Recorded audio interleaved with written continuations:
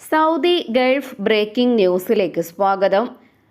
പ്രവാസലോകത്തെ വിവിധ വാർത്തകൾക്കായി ഈ ചാനൽ സബ്സ്ക്രൈബ് ചെയ്യൂ.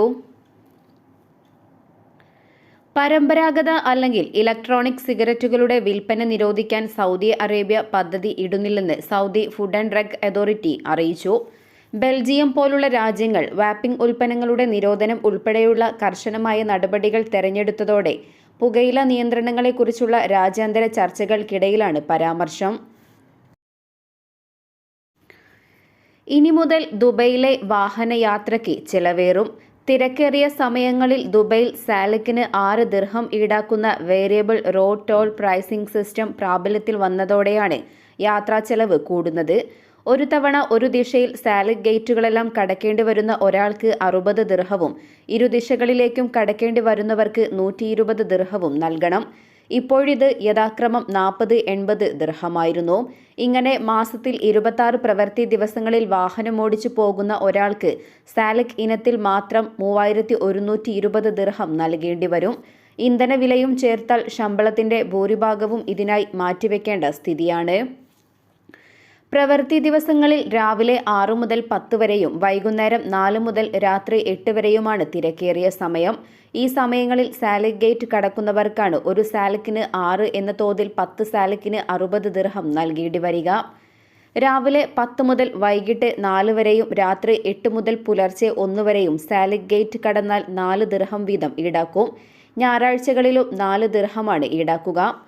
ദുബൈയിൽ ജോലി ചെയ്ത് ഷാർജയിൽ താമസിക്കുന്നവർ സാലക്കിൽ നിന്നും രക്ഷപ്പെടണമെങ്കിൽ ഒന്നുകിൽ വാഹനം മെട്രോ പാർക്കിങ്ങിൽ നിർത്തിയിട്ട് ട്രെയിനിലോ ബസ്സിലോ യാത്ര ചെയ്യേണ്ടി വരും.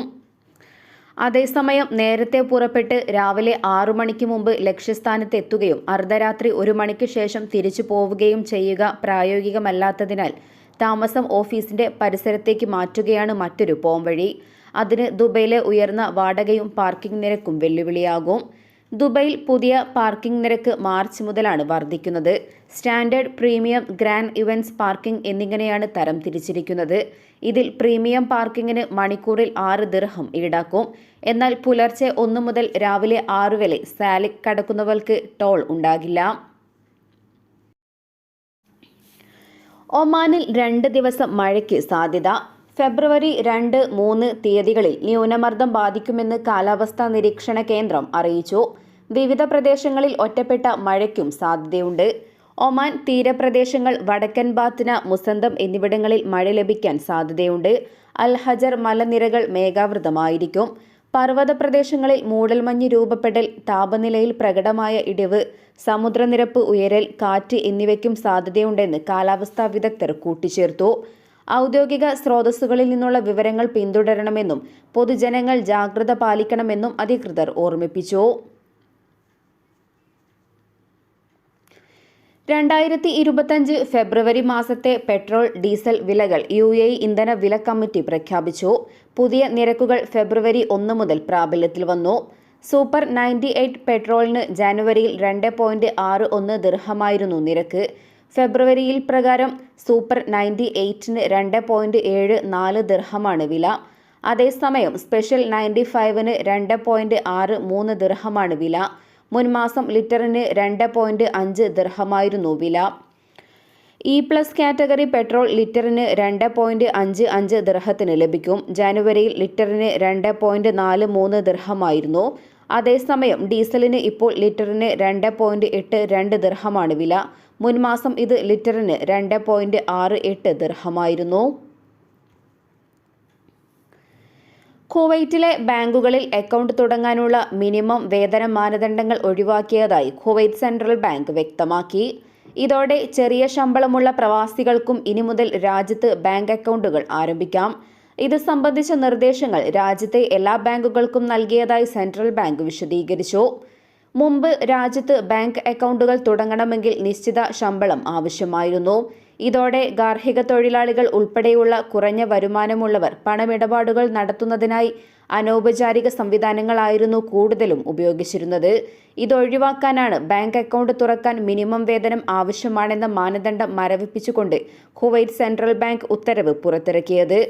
പുതിയ മാനദണ്ഡങ്ങൾ പ്രകാരം കുറഞ്ഞ വരുമാനമുള്ള എല്ലാ താമസക്കാർക്കും ഇനി ശമ്പള നിയന്ത്രണങ്ങൾ കൂടാതെ രാജ്യത്തെ ബാങ്കിംഗ് സംവിധാനം ഉപയോഗപ്പെടുത്താം.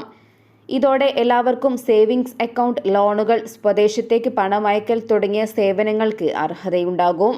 കുവൈറ്റിലെ മറ്റ് താമസക്കാർക്ക് ലഭിക്കുന്ന അതേ ബാങ്കിംഗ് ആനുകൂല്യങ്ങൾ പ്രവാസികൾക്കും വീട്ടുജോലിക്കാർക്കും ലഭ്യമാകുന്നുണ്ടെന്ന് ഉറപ്പുവരുത്തുന്നതിനു കൂടിയാണ് ഇത്തരമൊരു നടപടി സ്വീകരിച്ചതെന്ന് കുവൈറ്റ് സെൻട്രൽ ബാങ്ക് അധികൃതർ വ്യക്തമാക്കി.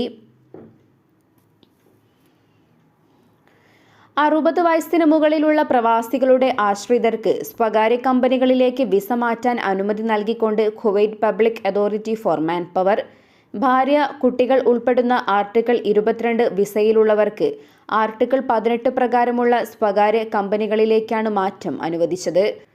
ബിസിനസ് സംരംഭകർക്ക് ഏറെ ഗുണകരമാകുന്നതാണ് ഈ നടപടി.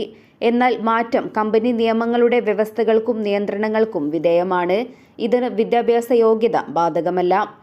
3 മാസം മുമ്പ് സർക്കാർ കരാറുകൾക്ക് കീഴിൽ രജിസ്റ്റർ ചെയ്തിട്ടുള്ള തൊഴിലാളികൾക്ക് അവരുടെ കരാറുകൾ അവസാനിച്ച ശേഷം സ്വകാര്യ മേഖലയിലേക്ക് മാറാൻ അനുമതി നൽകിയിരുന്നു.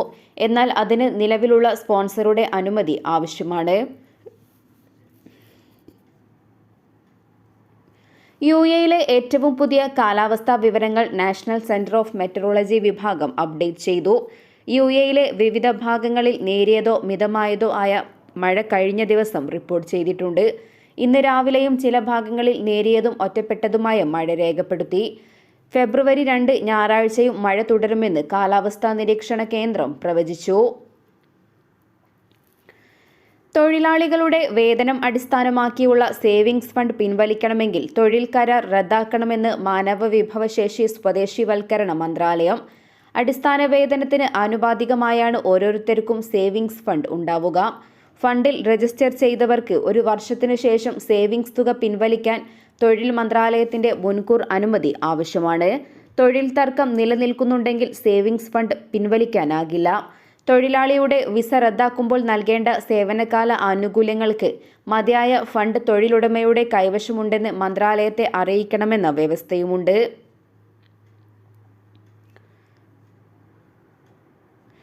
ഇതോടെ ഇന്നത്തെ വാർത്തകൾ അവസാനിക്കുന്നു. പുതിയ വാർത്തകളുമായി വീണ്ടും കാണുന്നതുവരെ നന്ദി, നമസ്കാരം.